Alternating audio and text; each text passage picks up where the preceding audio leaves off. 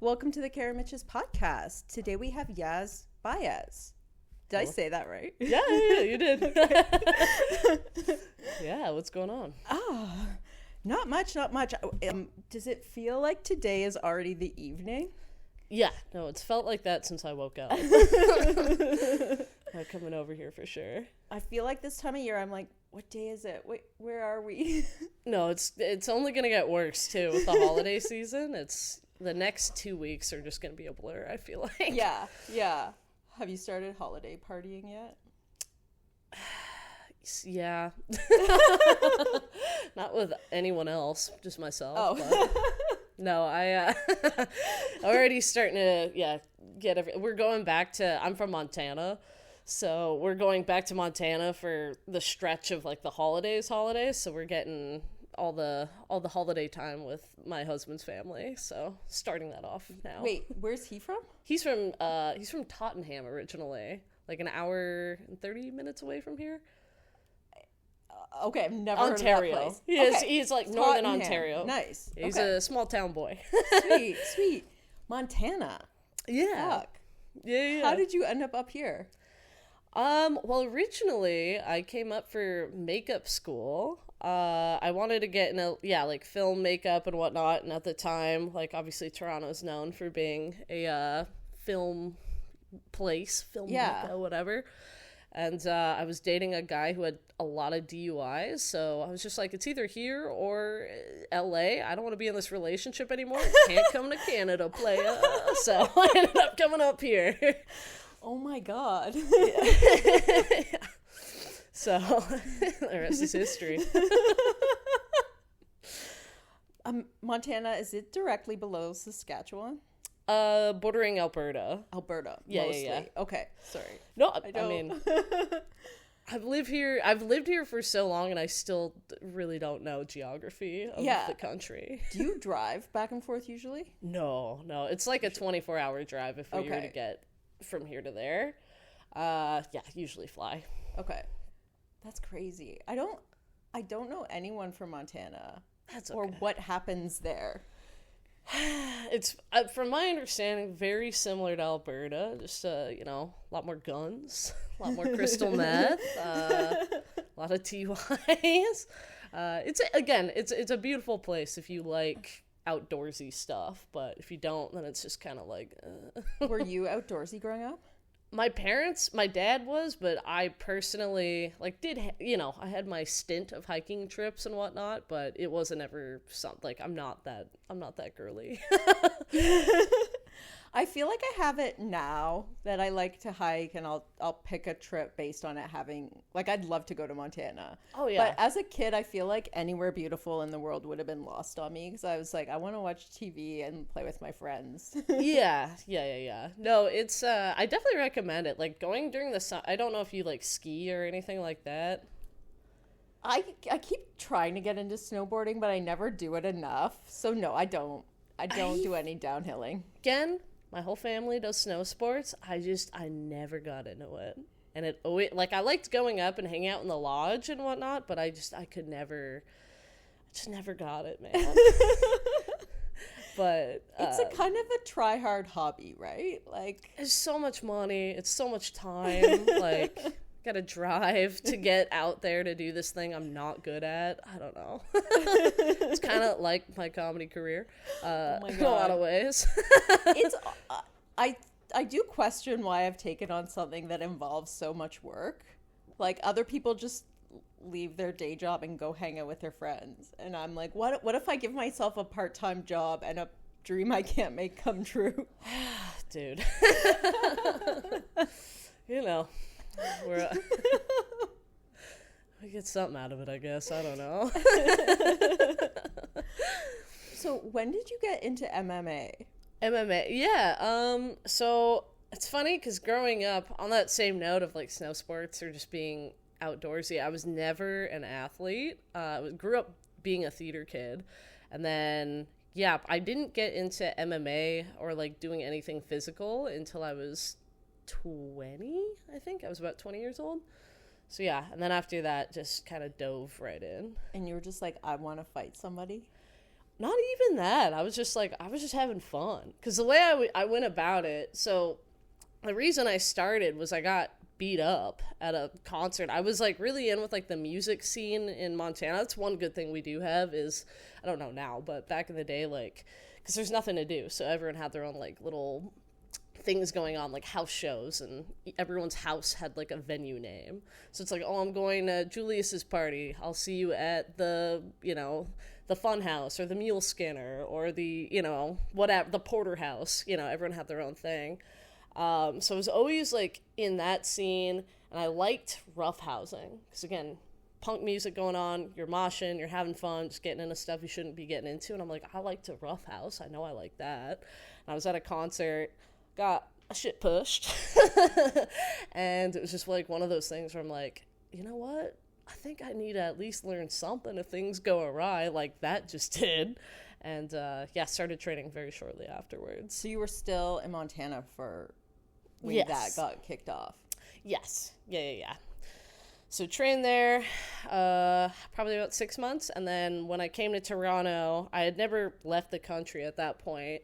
And I didn't know anyone out here. So it was just like, well, I know I like doing this thing. I'm going to go to school during the day. And then in my free time, I'll find a gym. Found a gym. And then I would be at school all day. And then the whole evening, probably till like 10 o'clock at night. And then that was my structure, I guess. Yeah. And social time. But yeah. So was MMA life-changing? Oh, yeah. 100%. Like, again, that's how I met my husband, was at that gym. And I would say, like, yeah, I guess I would say for sure. It definitely changed the course of what I'm doing now, right? Because I originally thought I was going to be doing makeup and film and whatever. And then I just remember when I did get to a point after school and I would be on set, I would just be like, man, I got to get out of here or else I'm not going to make the 6 o'clock class. And then I started just being really antsy about not being at the gym. And then it was just like, I think this is kind of just where I'd rather be than what I'm doing right now. Do you still like the makeup stuff? Like, are you connected to it at all? No. Like, occasionally on Halloween, people ask me to do some things, but yeah, no, it's really, really disconnected from where I'm at now. Yeah. Did the MMA in any way lead you into comedy?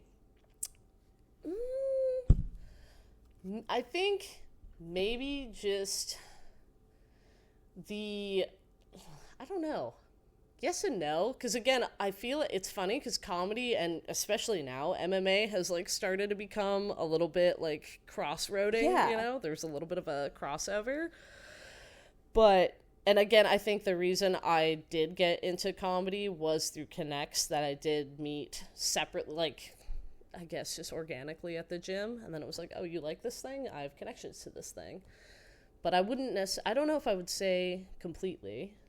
I just feel like there's like a weird connection between MMA and comedy. It's almost like of sports.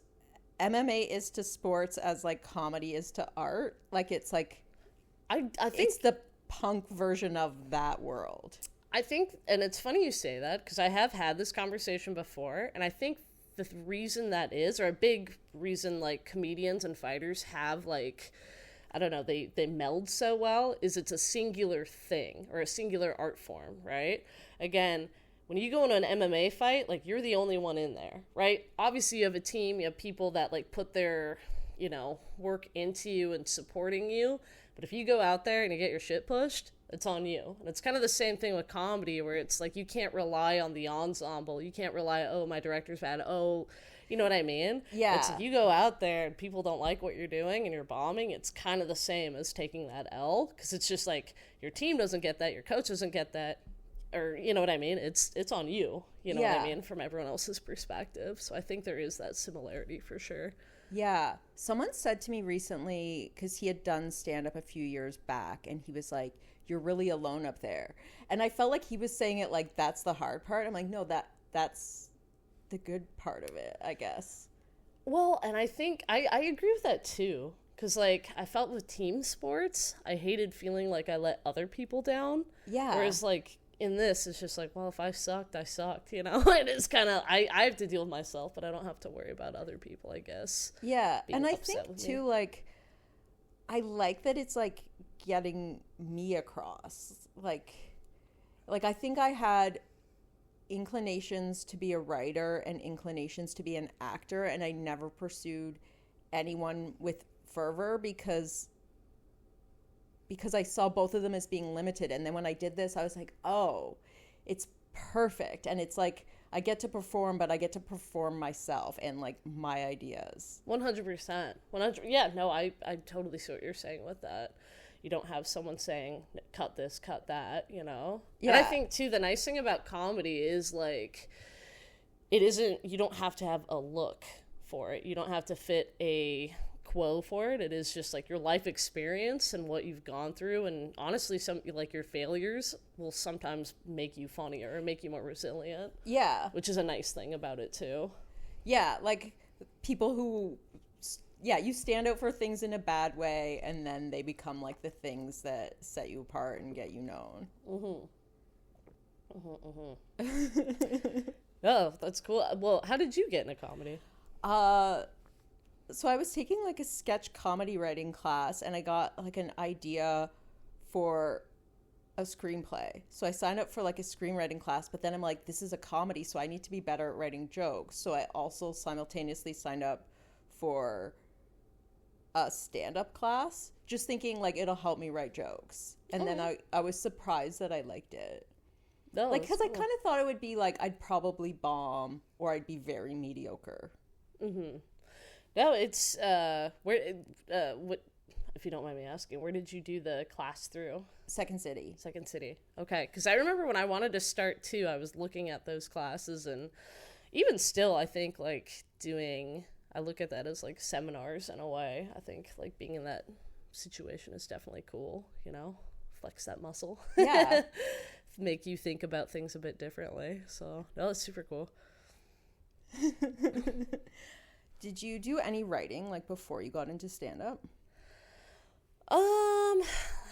Like, yes and no. Like, growing up, I always liked doing, like, I never had like any formal training with like sketch or anything, but like when I was a kid, I definitely like would write out sketches that would make my mom film with like my friends on the weekend. Oh my god. And you know, I definitely was like more into creative writing. I was really into that, but to say like anything serious, no, not really. Aside from, you know, I always enjoyed it and had ideas and would do well as far as like creative writing projects would go, but no like formal training or direction with that, I guess. When you went into stand-up, were you like obsessed with comedy at the time, or was it a whim? Yeah. Oh yeah. Well, like I mentioned earlier, so I ended up getting hired at a club here in town just to bartend, and before that, I remember reaching out to other comics that I had seen at other shows and be like, hey, so like I'm thinking about taking a class before I get into comedy. I don't know what to do, blah, blah, blah. And they're like, just go to an open mic. And I literally went to 2 or 3 open mics and just watched, because I was like, there's no way I can do this. And it's funny to think about now, because you go to an open mic and it's like, yeah, just do the open mic. Yeah. But I just didn't think I could. And then I was working at the corner and watching a lot, and I think that really helped. And, you know, in free time, I would go watch shows by myself on like a Wednesday night, whatever. And then how I ended up doing my first set was, again, I'd been that person. I just kept telling everybody, I'm like, I just really want to do this. And it was right before COVID actually happened. And so a bunch of comics didn't show up that night. It was literally like, I want to say like the week, it was probably like a Thursday shift. And then that next week, everything got shut down. And a lot of the comics dropped, and it was maybe like 3 people in the audience. And the host, who I'd been talking about this to for a while, was just like, hey man, no one's here. You're on, kid. And it was just like, all right, go up there with your best 5 minutes. We'll see what happens. And yeah, I don't know, had a full-on panic attack. Like, straight up thought, like, it was funny. Like, when I used to perform for the first time, the nerves I would get before getting on stage were the exact same before competition, which is so silly, because it's like, no one's going to beat me up right now. Like, there's no reason for this reaction. Very different stakes. But yeah, anyway, did a mess, but it was whatever. And then after that, I was like, oh my God, I've never felt more alive. I have to do this more. Did one more open mic, and then everything locked down. But yeah, that's kind of what my jump into comedy was. That's amazing. Is that host still in the scene? Yeah, Joey Harlem. Amazing. Yeah. No, I've talked to him a handful of times and been like, here's the reason. It's just like... That's awesome, because I think it's weird, like, when you have a friend who wants to do comedy, like, you don't want to push them too hard or embarrass them, but it is this weird thing where it's like, it won't matter once you do it. Like, yeah, it feels so big. But it's really not. It's not until, like, you know, you start getting... Again, it's hard not to feel like every show does matter, but then also realizing not every show really matters. Like, obviously go into it with that mindset, because, you know, it's only going to make you better, but not to take, you know, if you do take a risk or whatnot, and it doesn't go well, like, don't take it so hard. Yeah. But I think starting out, for sure, just rip the Band-Aid off. You just got to do it. Recently, I was, like, really nervous for some reason. I was, like, about to do amateur night. Like, I got the lotto spot at Yucks, which I've done before. But I was just having, like, extra nerves that night. And I was talking to another comedian, and he's like, there are no stakes. He's like, I've bombed at this. I've crushed at this. Like, your life will be the same tomorrow. Yeah, no, honestly. I've had a lot of conversations like that. I used to, like, bawl my eyes out after, like, almost every set. Just because I, like, thought it didn't go well. Or I'm like, I stuttered. Or, I forgot this. And I would freak the fuck out. And then, you know, a lot of other comics were very, very sweet to me in those moments. And it's funny now because I think about it. I'm like, why did I bawl my eyes out after I bombed a basement show in the pandemic that, like, doesn't even exist anymore? Like, again, it was a good time, good for what it was, but it's like the stakes were so low. Why did I give a shit? Did you like the vibe during the pandemic? I wasn't around back then, so I'm always curious about what was going on and what people thought of it. Yes and no. Like, I hated doing... like, again, I would still do it because it was still time and it would still kind of scratch the itch, but I'm happy I don't have to, like, it's not like a normal thing anymore.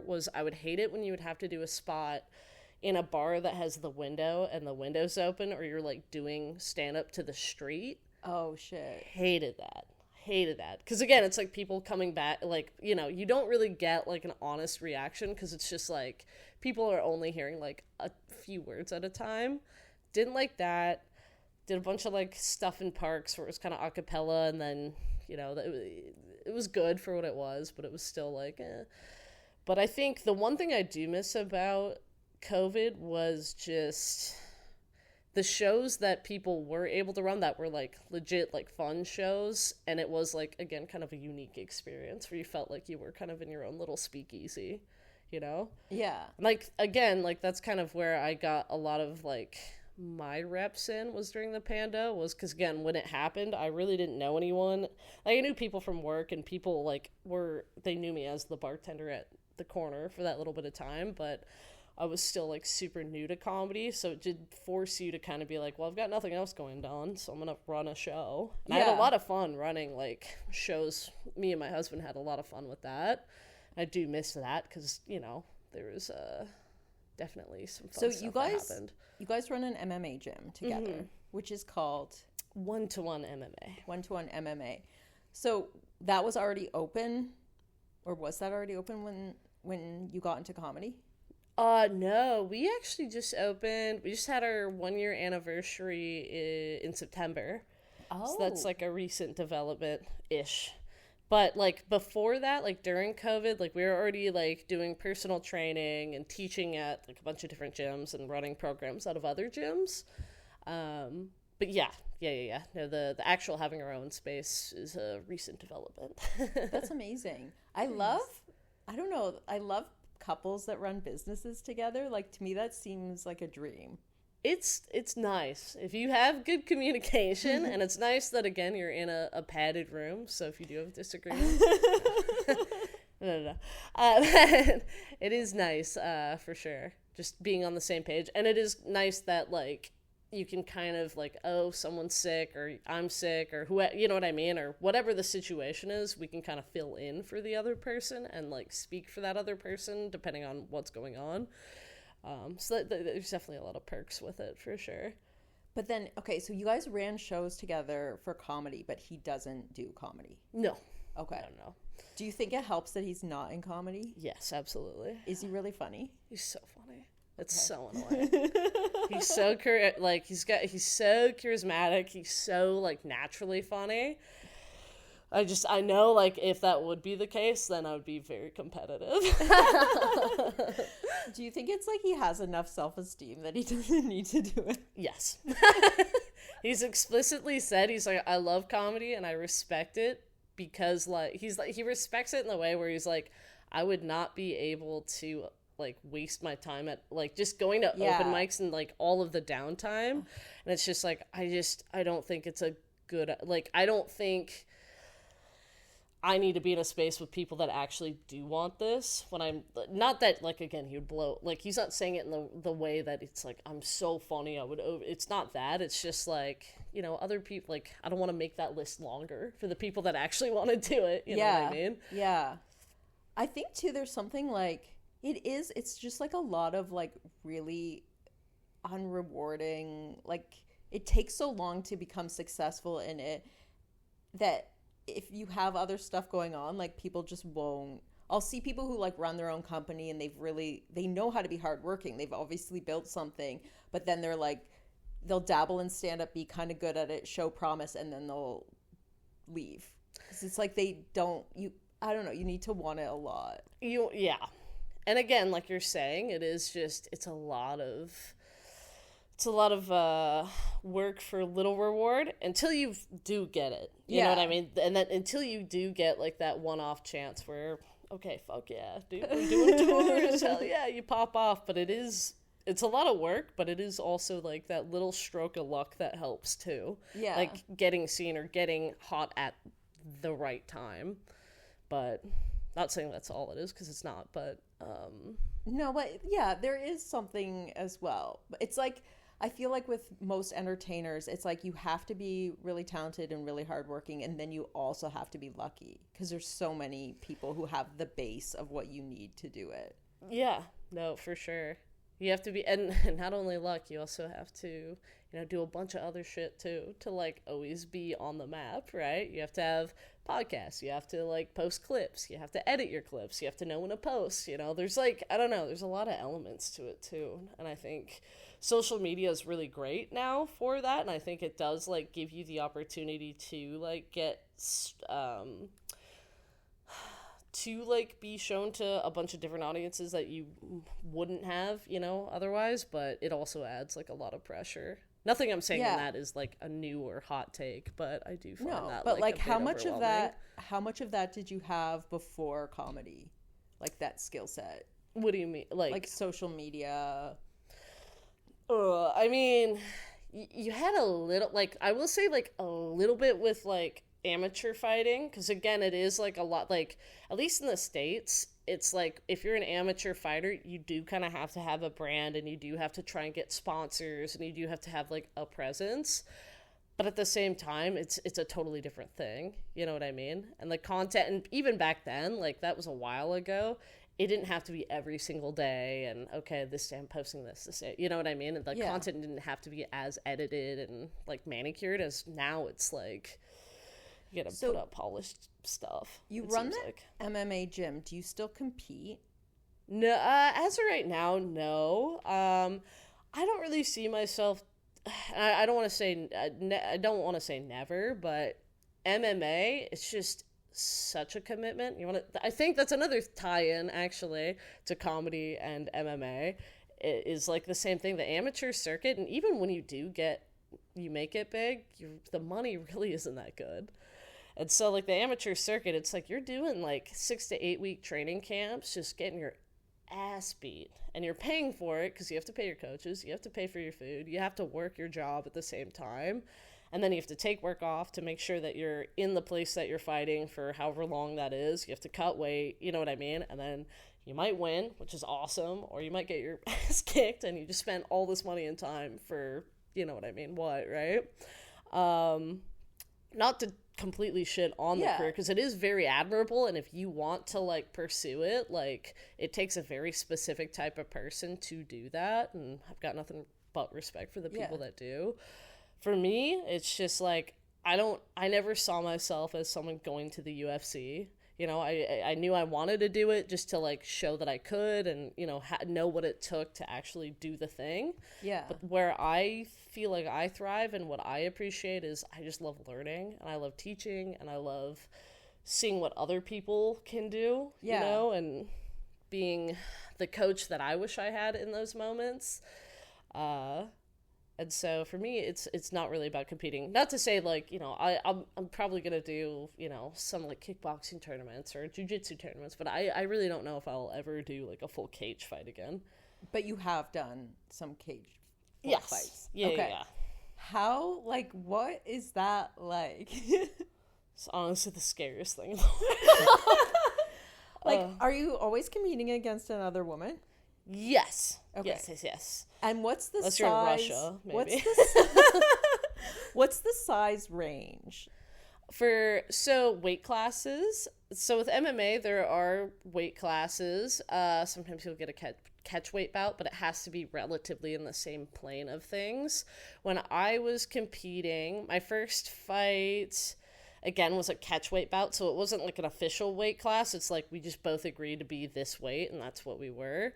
Was like at 150, and I weighed in under. And then the next bout I did was at 145, so I had to be 145 pounds. And then the other person is as well. Yeah, they could be a little bit under, or they could have a pound allowance, unless it's a championship fight. Then it's like you both have to be on. Okay. But is it still, like, you're just walking into this situation, the other person's going to start hitting you, like, scarier than doing stand-up?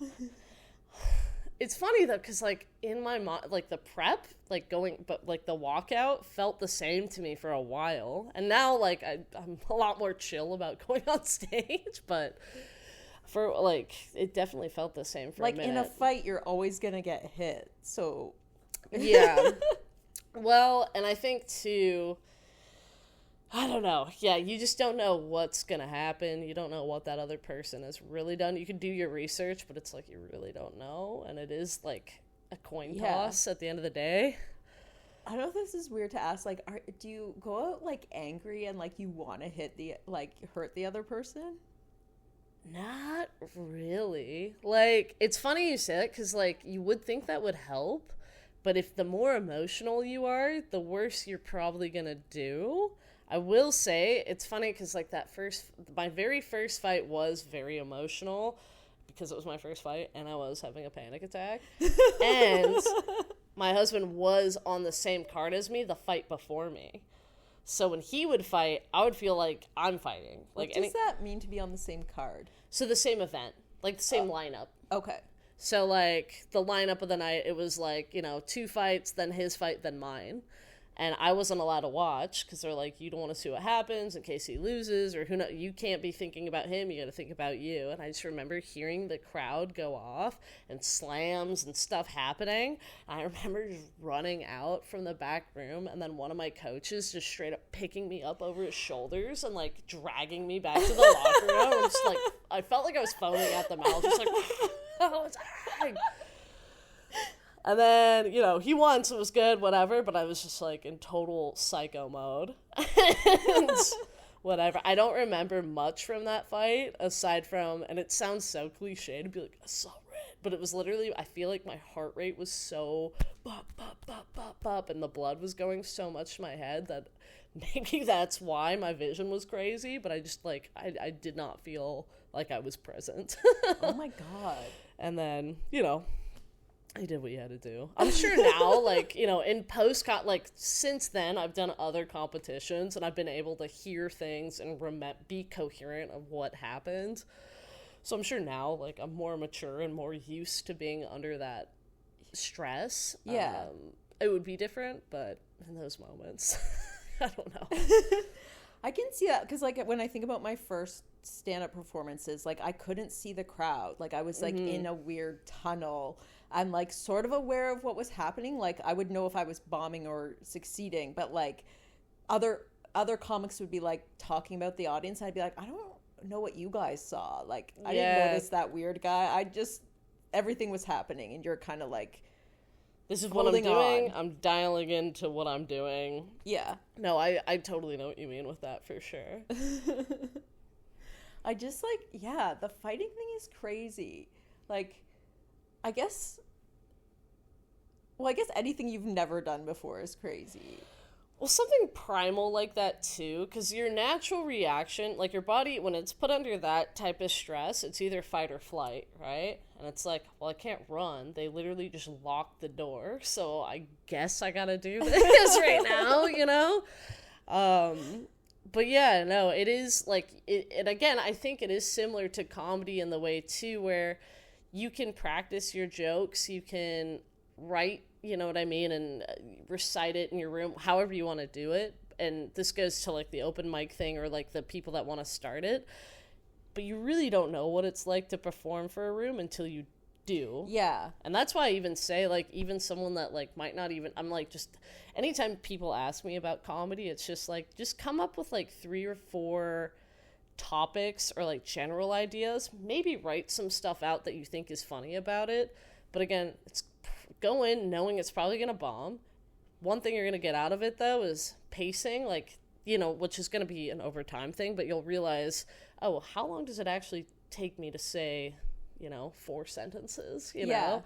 And figure out, like, did anyone laugh at this? Was this, you know what I mean? Like, you're just not going to be able to know until you do it. You know what I mean? And I guess like, same with fighting, too. It's like, you don't really know how you're going to act until you're in that situation.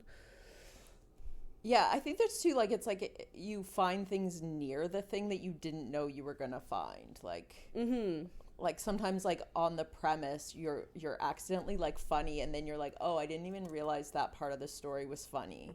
No, 100%. That's always the best, is when, like, you are doing a new bit, and it's just, like, you're saying whatever, and then you get a laugh at a spot, like, you never thought, like, you just didn't even think was funny. It's like, okay, I'm gonna lean into this more. Maybe this has a bit more legs, you know, or and I feel like the stuff I wrote later has a kind of magic to it because I wrote it more on stage, and so it's like I can remember these like crazy nights when like I was just like, okay, I'm gonna tell this story, but I don't even know like if it's gonna work, and so like even if it only worked a little bit, there was a lot of like elation with that, and then I'm like, that was magic. Yeah. No, for sure. Do you feel like your stamina for it over time, like not your stamina, but like your passion for it is growing or staying the same? For comedy? Yes and no. I find, like, again, I still love it and I still want to pursue it. I do feel like there's ebbs and flows in like what's going on with the professional life, which again, I've had to kind of realize, like, because I'm running another thing that I do have to make sure, you know, is good and is okay. My attention to this definitely has like shifted, but I know it's temporary, and I know that like when I do have a good set, or when I do go like again do the corner Wednesdays or whatever and it goes well, then it's like, oh yeah, this feels good. I love doing this. I know I need to always keep doing this. And then once I do have, again, more of that time or energy to dive in, I know that it's not going to be so foreign or so new. It's not that my passion is not necessarily there. It's just what I'm able to give it in the moment, I guess. Yeah. Has ebbs and flows, you know? I can see that. Most of the time when I see you on stage, it's at the corner. Because I'm always trying to get on the lightning round on Wednesdays. But like, how do you find like this, like when you have the audience that close and it's that interactive, like, is that a treat or a challenge? Or I honestly, again, it might just because like the corner is such a comfy place for me because of like working there and being there for so long. I don't know. I think I like it more. Because, again, I compare that to, like, other venues where, again, the audience is further away, or maybe even, like, a little, like, they have more seating. And I find, like, the sets I have at the corner and just, like, the energy that I have at, like, venues that are, like, smaller like that definitely feel, I don't know. I definitely feel better after I leave those, you know? Yeah, you seem like you thrive with, like, that kind of, like, chaos in the room, or... Yeah, when it might also just be, you know, every day I'm talking to a room of, you know what I mean? Yeah. A lot of foreign teenagers that I have to tell to stop doing backflips and punching each other in the nuts, you know? So maybe that is part of it. I'm used to being so close to people and yelling at them, but... Are a lot of your students teens? Not a lot, but there are, like, definitely a handful. And the ones we do have are a handful. Oh my god. Yeah. I feel like I would not. I don't know. Well, and again, the other thing, a lot of them are from different countries, so it is, like, also a learning curve as to, like, what they react to and how they interact in the space. Yeah. Why so many foreign... I don't know. I have no idea. They're not good at English, but so fighting is like... Oh, they're insane. I will universal tell you that. language. They're crazy. Fun fact, we have one kid... Love him to death, but he's like from a village in Russia, like super, super isolated. Just came here, has been here for 4 months, and is just figuring shit out. Grew up doing like whatever Russian shit out there. Like, he's nuts. Like, he'll fall down, do 3 backflips, and then look at you like, what the hell just happened? It's like, yeah, what the hell just happened? But he's super intense, and we're always telling him to relax, don't hurt anybody, calm down. Because, again, It's not even intentional. It's just, like, he explodes into, like, this ball of energy, and then something happens. And it's to the point where my husband and I were laying in bed. It's, like, 3 a.m, and I get woken up to my husband slamming his hands on the bed and yelling in his sleep, this kid's name, no! Just saying his name, no! I woke up, I'm like, what's going on? He's like, I don't know. Like, yeah, well, I'm not surprised you're yelling that kid's name in your sleep. It sounds like the beginning of a movie, though. Like the kid from the weird little village in Russia. Honestly, yeah. Works hard. He's extremely athletic, but holy shit, he's a weapon. I guess that's the crazy thing. Like, when you're a teen, you're still in, like, certain ways, like, a child. Like, the way your brain is, like, functioning, and then you're, like, like, it is, like, there's a reason they recruit that age of people, like, to fight in wars, right? Like, the skill to, like, think ahead isn't there yet. Yeah, no, the fear isn't in there yet. It's just such a fearlessness that I don't understand not ever having. Did you watch, they have this, like, it's a reality show for, like, F1, and they have, like, the race car drivers, and it'll be cool, they're in, like, Singapore for some big race, but it's a lot of, like, they're talking to the camera, or they're showing them in their hotel rooms, and I'm like, these are kids, and I think they're all 20-something, but they're such babies. 20-something is a kid, right? Yeah, but you realize, like, there's no adults in the profession. Like, it's like once your 25-year-old mind sets in and you can see the future, they stop wanting to be in, like, a speeding car that could catch fire. No, that's... Checks out, man. Checks out. Are your heroes more in comedy or more in MMA? I would say it's both. I think there's an equal crossover, for sure. Who are some of them? My heroes in... Ooh. It's like one of those things when someone's like, name a band you listen to. Oh, like, yeah. Top 3 movies, and you're like, a movie I've seen once in my life. Yeah. Comedy... Again, like, there's comedian... careers that I really... That's a hard one. Sorry. That's no, an annoying it's question. No, it's not, though. It is, like, I should think about that more. It's hard because I feel like a lot of the comedy I ingest, just being around it, is, like, local comedians. Yeah. And I feel like a lot of the people I look up to aren't famous comedians. It's people in the scene that we know that I do really respect. I feel like before I started doing comedy, I was paying attention to a lot of famous comedians, and now I just, it's sort of like, oh, somebody I know is recording their album, so I want to watch that, or it's just come out, so all the records I've listened to all the way through is like Tamara Siobhan, as opposed to, like, if Nate Bargatze puts out a new album, I'll get to it.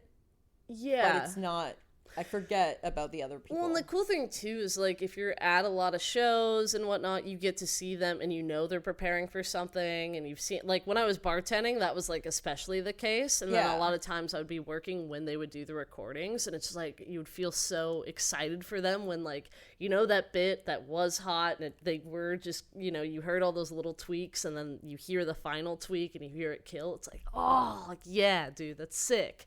And it's you know, really exciting in that regard. It's hard. I don't know. It is harder, I think, to think about other comedians that you don't know per se, just because you don't really see the process. And again, once they get to a certain level, it is hard for it to be relatable, I guess, in a way, because they're doing other things. But yeah, say right now, I guess comedians I really enjoy listening to. I really like Stavros Halkias. I really like him. I love Caleb Huron. Chris Flemings is another one I really like. As far as, like, famous comedians go right now, or, like, not Toronto comics, the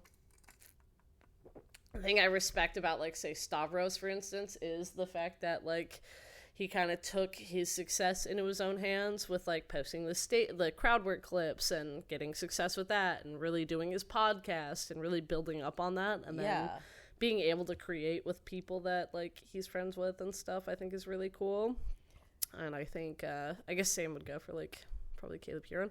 But as far as, like, people in the community, there's so many, though, that you see, like, the grind they put in and, like, the work that they come out. And it's just like, man, it's so cool to see you fucking doing shit, you know?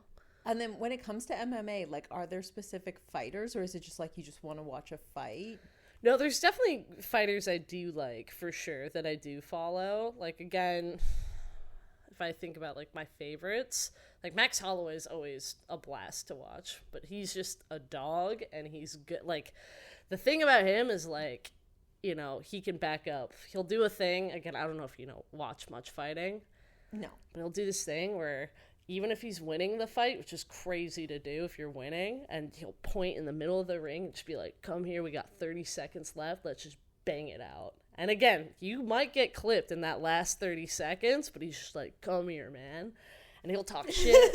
Like, there's one instance, he's like, slip, slip, slip, and he's talking shit to the commentators, like, I got the best boxing in the UFC, bop, bop, bop, bop, bop, bop, bop, bop, and hitting the guy, and then still slipping. It's just like, oh, man, the swag is crazy. Hella swag. But do you think he is being emotional, like that he's angry in the fight, or he's just more like showmanship? No. He seems chill. Like, he seems confident and just, like, knows what he needs to do. I don't see him being, like, emotional in any regard. Are there any emotional fighters that are kind of known for being angry, or? I don't know if I would say angry, but you can tell, like, and I wouldn't even say it's, like, a specific fighter, though. It's just, like, there might be moments where, like, they get frustrated and then they put themselves in a bad situation. I can't really say that's a specific fighter, though, that would do that. You know, like, off the top of my head. It's funny, too, though, because, again, going back to, like, saying, like, the same thing about the comedy scene, where it's, like, a lot of the fighters I follow are also on the like, people that are kind of on the up and up rather than the UFC, just because you're constantly watching tape, and you're constantly, because, again, you have your own team, so you have to see, like, kind of who's in that realm or who's on that level that you might have to put a guy up against. So you do see a lot of a lot of your attention does go to, like, more of the local circuit. But yeah, I don't know if that answered your question at all. I'm sorry. I feel like I just went on a tangent. I'm just kind of curious, like, I guess, like, what makes someone a good fighter? Like, that you're a fan of? Well, it's one of those things, and it's funny, too, because, again, I hate to say it, but going back to comedy, there is a lot of parallels where it's like, obviously you have to be skilled, right? You know, a lot of people that are good writers or, like, good joke writers. Same goes with fighting. Like, you have good jiu-jitsu, you have good striking, you have a good base. Okay, well, how do you do under pressure? That's the next note, right? Again, some people that have that good writing or that good structure or whatever, or experience, maybe they don't do that well when they have to, like, go to the top. Same goes with fighting, okay? Maybe you do have that.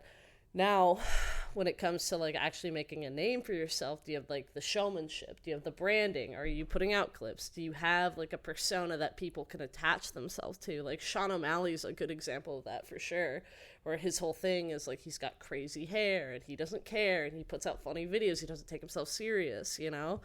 And, you know, therefore he's like more marketable than like, say, I don't know, some of the other guys, any Russian guy or Dagestani guy who obviously is like way better at wrestling, but he just doesn't have the personality to necessarily get pushed. So I don't know if that answers the question either, but being a good fighter, it is just like being consistent.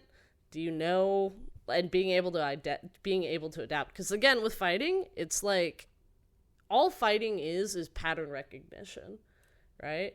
You notice that, and again, start of the round, I notice when I do this thing, you do this thing. Can I capitalize on what you're doing, or do I defend against that one thing so then I can set up this other thing? Okay, maybe you do this thing, I'm going to react this way to the way you're doing that thing.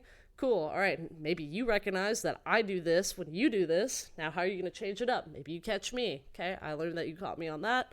And it's just like this sandwich of recognizing, and then whoever can, you know, end up on top is the winner, right?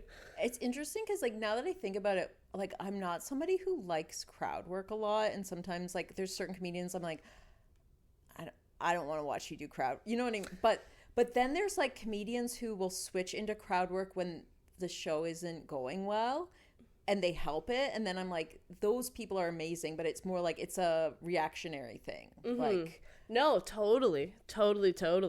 Now, I'm personally not a good crowd work person. Like, my crowd work's like, oh, how are those chips? Look pretty good. Maybe we'll have if you give me something, then I can run with it, but oftentimes people won't. But then I'll see someone like Hershon, for example, and he's fucking awesome, man. He's great at crowd work, great at hosting, and it's just like, God damn, man, you do it. It's crazy. And he's one of those guys, like, you can watch him, like, trying new stuff, and it's really fun. Whereas other people are like, oh, this kind of not a best set. But Hershon's always fun to watch because he just comes up, like, so fun. Like, he's playful, and it's hard not to like him. Yeah.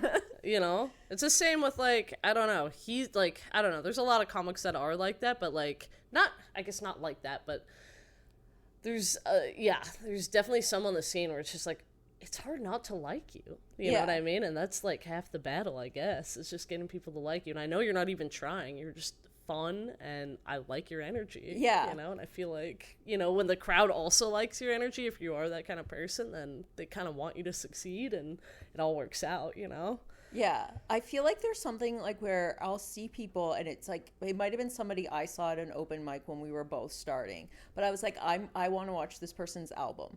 Like, because you don't know if they'll ever get there, but you're like, I feel like I could watch you talk about yourself for an hour and I want to know what you're going to say. And it is that, like, and they might be unlikable, but they're likable, unlikable. Yeah. You know, like villains. That's and even weirdos. better. Sometimes that's even more fun because it's like, you don't want to like them, but I can't not like you because they're doing something to me, man. Yeah. Doing something with it. Yeah. No, there's again, we're so lucky in Toronto because there are just so many talented comics, and I think because there's so many people on the scene, it really does force people to, like, do better. Yeah. You know? Because I've done a lot of, like, shows in the States when I've gone back home, and again, like, there's definitely talent there for sure. I'm not trying to make it seem like there isn't, but just the tightness and the professionalism of, like, set up, whatever, is definitely more consistent, I would say, with Toronto than maybe some of the other spots I've been in the past. Montana overall, like, it has a comedy scene. It does. The unique thing about Montana is, and again, there is a comedy scene. There are a few people there that do well and are funny. I think if you're, like, a new comedian, it would be really hard because it's very isolated. Like, I'm from the biggest city in Montana, and we're, like, roughly the size of Barrie. Oh, shit. And then and it's super spread out, very, you know, it doesn't feel that big. And then the next big city you could go to, like, if you wanted to go to a legit city, is Denver, and that's 8 hours away in a car. God. And if I wanted to go to another city outside of Billings per se, maybe not that big, but like if I were to go to, again, I'm in a town the size of Barrie, if I wanted to go, so let's say Billings is the Toronto of Montana. If I wanted to go to the Barrie of Montana, that's about 2 hours away. Oh my God. It's very, so I feel Yeah. like if you were to do like mics and stuff, unless you're just killer with the crowd work or just constantly ironing, like good Yeah. with ideas, I feel like it would be really hard to iron out your craft there. Because again, Yeah. there's a select, like there's probably 20 people that are gonna come consistently to shows, and then it's just like, fuck, I can't get away with doing the same stuff because you were here last week. And Yeah. So just the reps, you can't get them in. And again, I don't know, because I've done shows in Montana. I've never, the times I've been back, it hasn't been, like, long stretches of time where I'm working on stuff. But I will say, like, the good thing about Montana is because nothing's going on, people are, like, down to show up and get excited. So it's a fun place to tour. Oh, yeah, dude. If you ever want to tour Montana, like, let me know, because I could definitely, like, tell you where and who to, like, hit up. Can't promise anything, but it's a good time for sure. If you're in that like little pocket, like Garrett, Jameson, and Nick Reynoldsson and I did like a little mini tour where we went from Winnipeg through the Dakotas to Montana, and it was like, again, like it's like a boring ass drive. It's brutal. But, like, those smaller towns are super fun because, again, there's nothing going on. Yeah. They're just going to see what's going on, and the people are insane, most likely. I just had Jeremy Dobsky on, and he was talking up just, like, American crowds. Mm-hmm. Do you find, like, American or Montana specifically is just, like, a good crowd? Oh, yeah. People are just down. And I think they're just very... I don't know, they're very rowdy. I think, too, though, like, in that same vein, it's hard to say, because, like, I don't know if, like, like, Toronto's such a unique thing, where each crowd is so diverse, and it is very multicultural, whereas the States, if you're in Montana, it's like, okay, I kind of have an idea that it's going to be a monoculture here tonight. I know, like, at least the majority of you guys are going to get it. Whereas there's been times I performed at the corner, and it's been, like, a dead night, and there's been, like, 4 people in the audience, 3 of them don't speak English, and it's like I definitely have had a crowd. I think there was like 5 people in the audience, and like the first comic walked 2 of them, and then the 3 remaining were like ESL, like they were at the show to like learn more English. I'm like, but they didn't get the jokes. I mean, that's smart. I guess if I was in their situation in a different country, I would do that, but... And honestly, it wasn't their fault that we didn't get a bigger crowd. Like, that was kind of on us. Oh, that's so funny. It's always so funny. It was actually one of our students. He's from Thailand. Now that his English has gotten substantially better, but at the time his English was like a bit shoddy. And he came to a performance I was doing, and he was like one of the loudest people in the crowd. Was laughing so hard. And afterwards, we're like, Nat, did you enjoy the show? He's like, oh, so good. I'm not gonna do his accent. I almost did. He's like, oh, so good. Like, yeah, did you understand, like, how much of that did you understand? He's like, none of it. It's like, what the fuck? Just laughing at other people being loud, I guess. He just found that funny. But it was so funny all night. I'm like, wow, he's actually having a better time than I thought he would. Do you understand any of it? No. Okay. I feel like there's some comedians who I would pick for, like, an ESL audience, like, where they're just funny, just their vibe is funny. Yeah. But yeah, I think for most people you need to know the words. A little bit. It definitely helps. It's not even that. It's also just like I don't know, humor is, I think, a bit subjective it is subjective, but depending on where you're from and what you would find funny. Do you think there's any, like, when you're looking at your students from different countries, like, are there any countries that shine for fighting? Oh yeah. Different, like, fighting and, like, different styles of fighting for sure. If you're from the Caucasus region, you're probably an awesome wrestler, and you're tough as hell. Like, just that region, definitely tough. Yeah, no, there's definitely, and again, It also, like, again, you look, it's, I was like saying, I don't want to stereotype. It's not even that, though, but it is just, like, what's popular in those countries Yeah. and kind of what So, you like, get into. is Brazilian jiu-jitsu dominated by the Brazilians? A lot, yeah. It's funny, like, we had, I don't know, like, when we opened up, like, when we were trying to find a coach for that program, like, a consistent coach, we went through, like, 4 Brazilians until we found one that's like, hell yeah, he's staying. But no, like, it is definitely, like, it is funny because, like, it is known if you go and compete at, like, a big tournament and you're going against a Brazilian and the referee's Brazilian, you better choke the guy out or, like, have a dominant win, because who knows, right? It's definitely like that for sure. But I don't know, like, jiu-jitsu, I feel like has become, like, a bit more westernized. I would say that's because, like, if you are Brazilian, you definitely get, like, cool points. Yeah. Or, like, you know what I mean? A little bit of extra respect on it. But, yeah, Brazilian jiu-jitsu for sure. The big thing, yeah, I would say, like, Brazilians and Russians are kind of, like, you hear one of those two things, and you're like, okay, might be a bad day for me as far as, like, if I have to, like, go against you, because you're probably going to either wrestle the shit out of me or choke me out. Do Canadians and Americans have a similar fighting culture? Yes and no. I would say Americans, like, American fighters versus Canadian fighters. Because high school wrestling is so popular, I would say wrestling is, like, a lot more of a thing down there than up here. Yeah. I can remember as a kid, like, my cousins were from Pennsylvania and one of them was it's wrestling. a huge place for that. But I was, like, really confused because the only wrestling I knew was, like, WWF. So I was like, you can't wrestle at school. That's crazy. I thought he was, like, in a costume, like, jumping on his like the Undertaker. No, it's that's so funny. It's the singlets are kind of a fun little outfit. No, I would say, like, yeah, because of the wrestling, I think Americans do get a bit more of an edge. But at the same time, like, you know, I think a lot of guys out here do kind of take that into account and also, like, get involved in that. But yeah, fight culture is definitely better. And I would say, like, Americans, even with comedy too, like, going back to that, I would say a big difference is the support in, like, small town, not necessarily small towns, but, like, community artists or fighters or athletes is a lot different in the States than here. Whereas, like, if you go around and you're trying to get sponsors for something, good fucking luck, dude.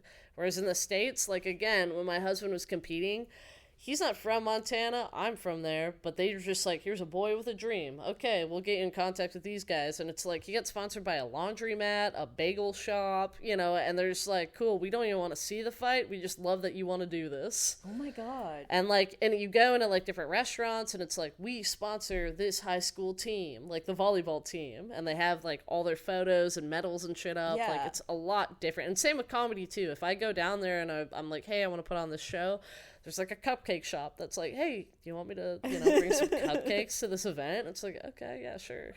Whereas here, it's like, you might get a dispensary that will give you some swag, which is nice, but it's differently. Dispensaries are the only people who like comedy. I know. And no, there's, like, some restaurants that will let you do comedy in their basement. I guess it's a sponsorship in itself, right? I want to be sponsored for comedy by, like, shawarma and cupcakes. That's a good mix. That's a good mix. It's a comedian diet right there. Thank you so much for coming on. Is there anything you have coming up? I think this will be out in, like, 2 weeks. Or maybe just plug your socials. Yeah, nothing crazy coming up. I'll be at the corner the next 2 Wednesdays. Other than that, yeah, if you want to see more of my dumb ass, I'm at Yaz Baez, or Yaz M. Baez on Instagram, and then Write Out MMA on YouTube if you want to see some tutorials and, like, some long format content that's more fight related. But other than that, I think that's about it. Nice. Yeah. Thank you so much, Yaz. No problem. Thank you.